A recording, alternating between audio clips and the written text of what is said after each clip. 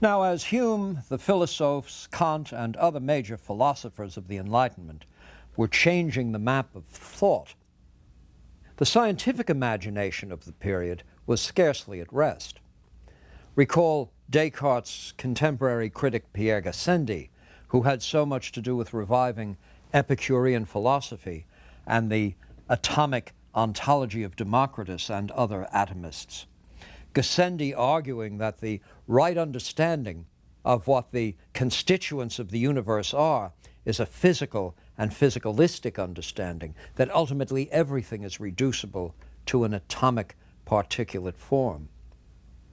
Newton's physics is corpuscularian, and his methods, as well as those of Galileo, will sanction a reductionistic approach to complex problems. Then, too, Locke's philosophy of mind is corpuscular. Reduce the mind, reduce it to its elementary sensations, then figure out the principles by which it might build up ever more complex ensembles. And for all the claims about Descartes' mind-body dualism, his psychology, let's face it, is really quite radically biological. Oh yes, in the 11th hour he finds an aspect of mind or soul, a super-rational sort of abstract theorem-generating kind of mind that saves the entire project from vulgar materialism. Some have even argued that if, with Galileo called before the Inquisition in 1633, perhaps Descartes eschewed a quite public avowal of the very materialism that is fairly explicit in his posthumously published work. I don't think that's the right explanation, by the way. Descartes' position is not a failure of nerve. I think he's quite sincere in his dualism. Still, except for those uniquely rational powers that he confers on human beings, the rest of his philosophical psychology is entirely biological. So Descartes, too, establishes a solid philosophical foundation for a materialistic approach to issues of mind and mental life. And as for La Mettrie's Man a Machine, it becomes almost a rallying cry for those who are going to try to advance the materialist agenda of philosophy, those who think that philosophical speculation is fine for the salons and the coffee shops, but to discover the nature of human nature and everything that goes with that, the problem of knowledge, problem of conduct, problem of governance, one must understand the subject to be a scientific one, finally based on what? The brain. Now, let me pause just long enough to say that whatever one's position on this might be, perhaps we can all agree that if you're going to settle on an organ to do this kind of work, and the choices are kidney, spleen, lungs, and so forth, the brain surely is the right organ. Now, by the end of the 18th century, commitment to this precept was increasing within scientific and medical circles. Before considering Franz Joseph Gall and phrenology, I might mention other contemporary attempts at scientific theories intended to explain the complexities of the human personality. There was, for example, Lavater, the Swiss naturalist, the father of a theory that we call physiognomy. Thus, by a careful examination of human facial characteristics, and by correlating these facial types with various social types, such as geniuses and artists and criminals, it should be possible to develop a science of human types with pretty good predictive power. One should be able to unearth the inside of psychic life from the outside through observations of the face, the cephalic index, the shape of the nose, the interocular distance. Now, this was not the first attempt of its kind. In fact, Theophrastus, who took over Aristotle's Lyceum after Aristotle's death, had also developed a physiognomy for various personality types. Some of his sketches have actually been preserved in later copies. There is an amusing application of physiognomy which appears in Darwin's account of his application for the position of naturalist on the HMS Beagle. He was interviewed by the estimable captain of that craft, Captain Fitzroy. Himself, by the way, a most interesting figure. Fitzroy wrote quite an interesting account of the same voyage that Darwin famously wrote about, and their two accounts are profitably read in tandem. Well, Darwin tells us that throughout the interview, Fitzroy kept looking at Darwin's nose. Darwin finally did get the position of naturalist. The Beagle did not have separate quarters for a naturalist, so Darwin and Fitzroy were sharing the captain's quarters, and they did become very good friends. Apparently, one night over conversation, Fitzroy disclosed the fact that Darwin nearly did not get the appointment as ship's naturalist, because according to the captain, Darwin did not have the nose of a naturalist. Well, as you might have guessed, Fitzroy was an avid Lavatarian. Now, Darwin concludes his account by saying that happily for Darwin anyway, the captain was prepared to accept, at least in this case, the possibility that Darwin's nose had lied. Now, what we have here is not some freakish sort of outlying mode of thought. The Enlightenment ethos is one of confidence. I'm inclined to say a kind of naive confidence, that no problem is so complex as to be beyond the reach of the methods of science. As these methods are observational and systematic, it should always be possible, at least in principle, to reduce any degree of complexity to system, to general theories, and then these will generate ever more general integrations. Naturalists, biologists, physicians of the period are engaged in the same sort of enterprise. And none is better prepared academically or scientifically than the star of our show for the next few minutes anyway, Franz Joseph Gall, the father of phrenology. Gall's dates are 1758 to 1828.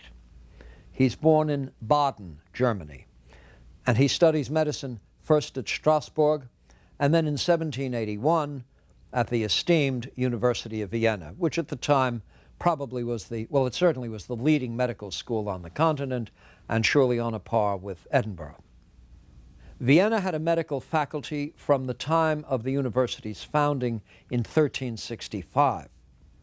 And by the time of Gall's education, it had some of the most famous names in the medical science of the age. Von Swieten, for example, who had been the star pupil of the great Boerhaave at Leiden, is one of the senior medical faculty members. In Vienna, von Swieten would be court physician to Maria Theresa, the empress favoring him with a baronetcy. Now, all this is to say that Gall's promise was sufficient to earn him a place at Vienna, tough place to get into, and that his education there was as good as medicine could provide late in the 18th century. So we're not dealing with some outlying sort of freakishly thinking person. This is a mainstream, I'm inclined to say, gifted but conventional student of medicine going to one of the best places to get prepared. Even as a youngster, however, Gall had his own independent ideas about science. He formed a theory in his youth that a close relationship must obtain between large eyes and a large memory, and more generally that one might be able to judge all sorts of talents by examining physical features. In 1791, in his early 30s, Gall was ever more decisive in his theorizing, now committing himself to what would be his first full-blown theory, that of cranioscopy. By the careful examination of the cranial formations, a doctor should be able to assess the underlying mental and moral powers or faculties. Well, Gall's career was centered on three of the most historical events in European history: the French Revolution, the rise and fall of Napoleon. The domains of religion, politics, and science, never totally distinct and independent, were now more mutually influential than under normal conditions. Gall's theories, as they unfolded, could not please any of these factions. As his popular lectures spread the theory of the now dubbed Phrenology, churchmen in Vienna took notice. concerned that such a theory finally must lead to materialistic, atheistic, deterministic accounts of human moral and mental powers, the clergy successfully had government sanctions imposed on Gaul. This was in 1802. And within a few years, Gaul is found abandoning Austria and making his way as a lecturer in various German university towns. By 1807, we find he has settled in Paris. And over the next years, he would come to have to answer charges of atheism. He'd fail in his attempt at election to the French Academy, and otherwise would spread his celebrity with multi-volume treatises on the functions of the brain, as well as quite popular lectures on what William James years later would come to call the science of bumpology. Well, James's estimation aside, Gall himself had numerous admirers and celebrated patients, the latter including Stendhal, Saint-Simon, even Metternich, one of the ablest statesmen of the 19th century. Now, I should pause to note that a doctor having very famous patients may have very famous patients not because he's a great doctor. There might be something peculiar in the famous patients themselves. Why do you go to a phrenologist? Well, perhaps because traditional medical approaches have not succeeded. In any case, for all the criticism, and phrenology had many critics, it gained many adherents, including such unlikely a pair as Goethe and Thomas Edison. The first journal devoted to the science of phrenology appeared in 1823, based in Edinburgh. Gall's efforts now stoutly defended and promulgated by his collaborator Johann Spurzheim, who began as Gall's dissectionist and ended as his most influential disciple, later parting with the master over theoretical differences. Well, in time, there would be more than 30 journals devoted to the subject of phrenology. There were phrenology heads in the offices of some of the leading medical figures of the day. This was a science that really took on the status of a movement for a period of time. And I say it's very easy retrospectively to think of the whole thing as a kind of charlatanism perpetrated by some eccentric, but nothing could be further from the truth. Gall showed great promise as a medical student, and that promise was redeemed by research that Gall actually undertook. It was Franz Joseph Gall who got hold of fetuses spontaneously aborted during different stages of gestational development, and then carefully drew and sketched the development of the nervous system during these periods. Well, I should be inclined to say he's a pioneer in human developmental neuroanatomy, perhaps the pioneer, at least for his time. It was also Gall who differentiated between the brain's gray and white matter. This required very, very careful dissections, very great skill. His anatomical studies were painstaking as he set out to develop the functional anatomy of the brain. Of course, Gall's focus was chiefly on the cerebral cortex, which shows the most readily visible aspects of the brain. Physically, it's the dominant part of the human brain, and of course it's the easiest one to get to if you simply peel back the cranium. Well, Gall is doing that. He's one of the pioneers in what today we would call comparative anatomy because of his careful examinations of the structural nuances one finds going from species to species in the matter of neuroanatomy, recognizing the differences in the conformations and relative contribution of cerebral cortex to the nervous systems of various animals, of creatures different from ourselves. So this is a serious, research-oriented medical person with the best medical training you could get at the time. Gall was interested in the characteristics of the brains of exceptional people, exceptional in both directions, the profoundly retarded, the violent, the assaultive criminal, those executed for the most ghoulish of crimes, those who had served distinguished careers as political leaders, as leaders in the field of music, in the arts. He did everything he could to get hold of their post-mortem brains and see what was different about them. You know, there are little pieces of Einstein's brain making the rounds. This is not something that began and ended with Gall. I'm sure there are people fairly confident that if you want to know how those two great theoretical papers in physics came from the same person in so short a period of time, the best way to answer that question is to look at a little piece of Einstein's brain. Good luck.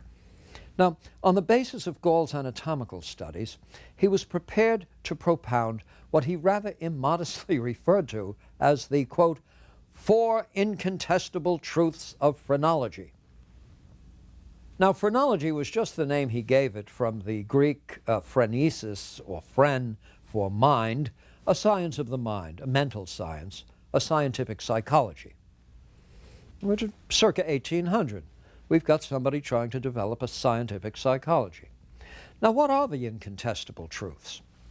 Well, first, every mental and moral faculty of the mind, every intellectual, emotional, and dispositional feature of mental life is associated, says Gall, with a specific organ in the brain.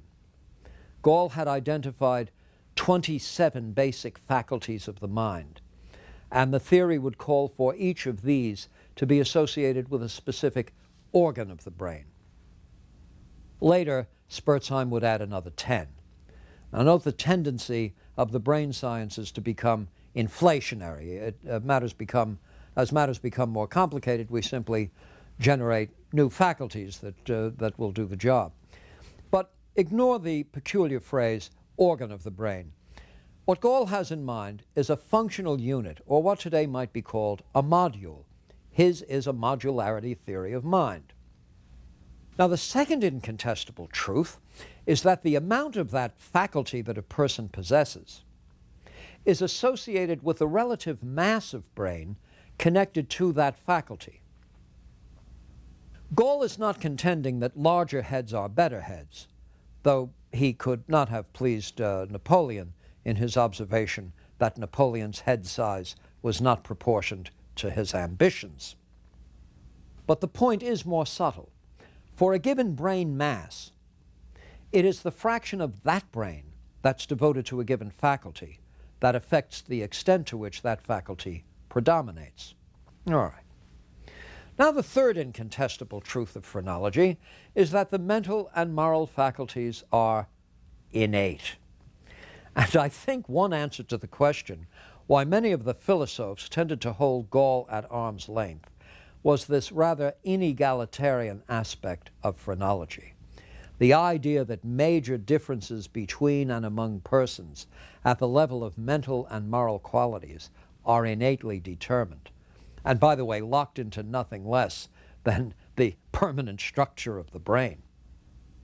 But let me offer several qualifications here. First, in Gall's multi-volume treatise in which these ideas are presented and defended, he's quite clear in acknowledging the profound influence of the environment, of learning and experience, of social life on how a person develops. He is not fatalistic in contending that the faculties are innate. Instead, he's noting that for environments to have any influence, they have to have an influence on something, and that something is genetically given. All brains are not going to be precisely the same at the outset, and some are going to be far richer in potentialities, which nonetheless may never be realized. Far richer than other brains are, which, though quite diminished in their potentialities, may be nurtured in such a way as to compensate for native limitations. Now, this is similar to Socrates' position when the ancient philosopher takes lines from Hesiod and speaks of men of gold, men of silver, men of brass, and men of iron. This is an old idea. Now, the Enlightenment has generally satisfied itself that under the right set of social arrangements, differences between and among us become negligible, and that what accentuates the differences among us are those artificial forms of governments, class systems, caste systems, other pretensions, and the like. So I do say that Gall's position on this third truth is largely out of step with the prevailing optimism of the Enlightenment. Now, what about the fourth incontestable truth? Well, this gets a bit Byzantine. Let's go this way. When we are infants, the bony covering of the brain is quite soft. The covering, the calvarium, is soft during fetal development and early infancy, and thus it's somewhat elastic. It will stretch to accommodate the growth of tissue that it's covering. Now add to this proposition that a given brain is genetically predisposed to have certain areas much more developed ultimately than other areas. That is, there's a disposition within the given brain for certain parts to become much more elaborate than other parts. This is the innate nativistic feature of the theory. Well, all right.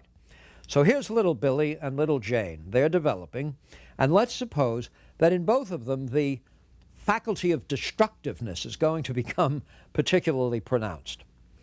Gall had written on murderers, cruel tyrants, acts of senseless torture, the sadism of Nero. As he said in one of his works, quote, "Who now will dare to maintain that there is not in man an innate propensity which lead him to the destruction of his own species," close quote. Well, the phrenology chart shows this destructiveness faculty to be an area more or less wrapping itself around the top of each ear.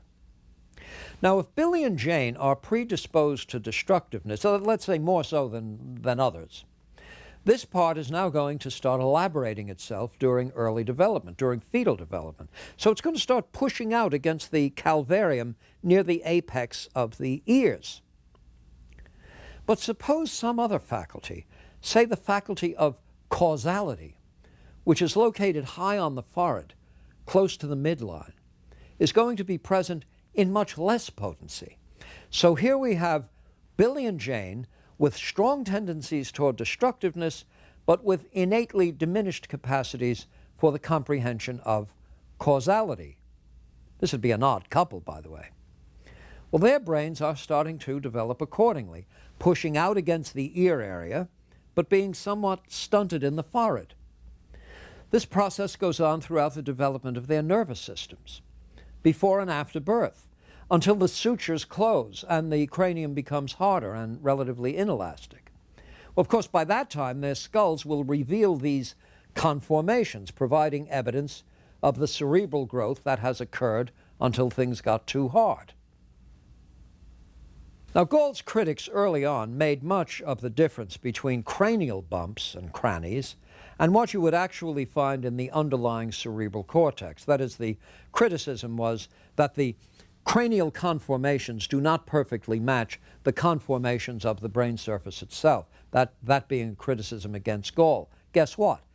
It was Gall himself who did most of the systematic studies of the degree of relatedness between the conformations of the skull and the conformations of the cortex underneath the skull. He knows the relationship isn't perfect, but he says it's good enough for general purposes. Accordingly, after systematic observations and correlational studies, it should be possible to palpate the cranial surface and discover in the anatomy of the brain the underlying moral, temperamental, emotional, and intellectual potentials characteristic of a given individual. Off we go. We've got a theory, we've got some data, we've got a world diverse in its makeup, and we're ready to explain the diversity. Well, the four incontestable truths of phrenology indeed. It would be but a matter of a few years before physiologists began to test this theory directly, thereby putting France at the very center of a field that would become psychobiology, or physiological psychology. And the technique of choice was to take animals, non-human animals, may I say unanesthetized non-human animals, cut their skulls open, and surgically destroy selective regions of the brain. Sew the animal back up, and then observe among those animals that survived the deficits that had been produced by destruction of areas of the brain.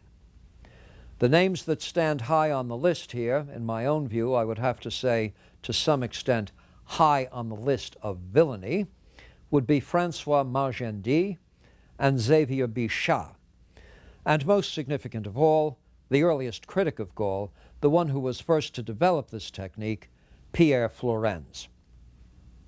Now, I might mention that with some of these, in the case of one of these luminaries, he actually lost the affection of his wife and daughter for the kind of research conducted on these animals, these unanesthetized animals.